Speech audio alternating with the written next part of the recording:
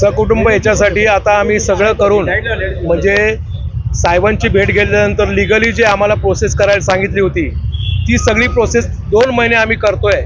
त्याच्यामध्ये काय NCLT मध्ये जी कंपनी गेली त्याच्या RP बरोबर मीटिंग लावण्यासाठी आमचे जे प्रयत्न आमचे सुरू आहेत त्यातून काहीच मार्ग निघत नाही। आता शेवटचा पर्याय म्हणून आम्ही सगळ्या घरातल्या लोकांना बोलवून जोपर्यंत मार्ग निघत नाही तोपर्यंत आम्ही आज हलणार नाही। शिंदे साहेबांनी आम्हाला काहीतरी लेखी द्यावं किंवा नुसती आश्वासन, लोक आमच्यावर विश्वास ठेवत नाहीत त्यांच्याबरोबर बोलताना आमच्या 5 महिला पण आज असणार आहेत। कारण कामगारांचं असं म्हणणं आहे हे जे पुढे जाणारी लोक आहेत ते काय आतमध्ये आश्वास देऊन परत येतात। तर आम्हाला आता आम्ही पण कंटाळलो, आम्ही आता डेडलाईन द्यायचं ठरवलेलं आहे।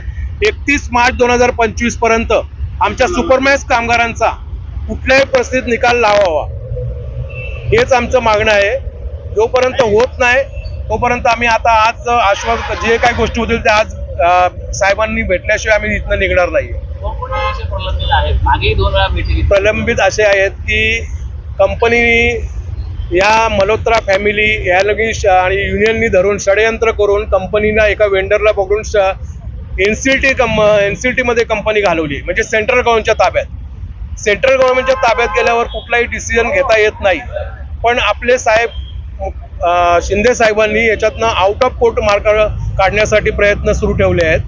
तर त्याच्यासाठी आम्ही 2 महिने एक प्रयत्न करत होतो, NCLTच्या RP बरोबर मीटिंग लावा। त्याच्या पत्रावर 9 जानेवारी 2024 पासून आम्ही करतोय।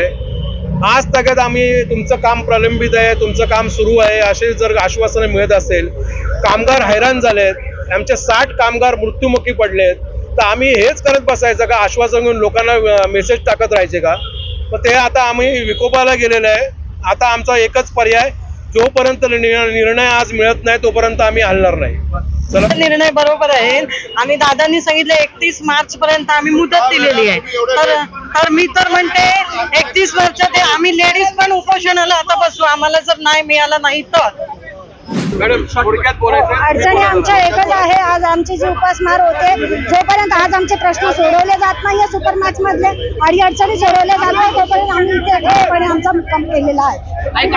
मी तुमच्या एकनाथ शिंदे साहेबांना नम्रपूर्वक विनंती करते की हे जे चाललंय सुपरमॅक्स कंपनीचं तर त्याचा काहीतरी त्यांनी आम्हाला न्याय मिळवून द्यावा।